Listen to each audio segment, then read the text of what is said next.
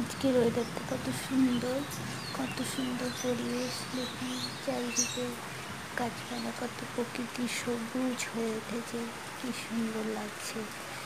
আমাদের আম গাছ আর করবীর বাগান।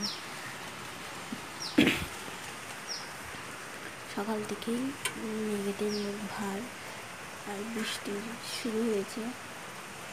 ঠান্ডা ঠান্ডা ওয়েদার, খুব সুন্দর লাগছে।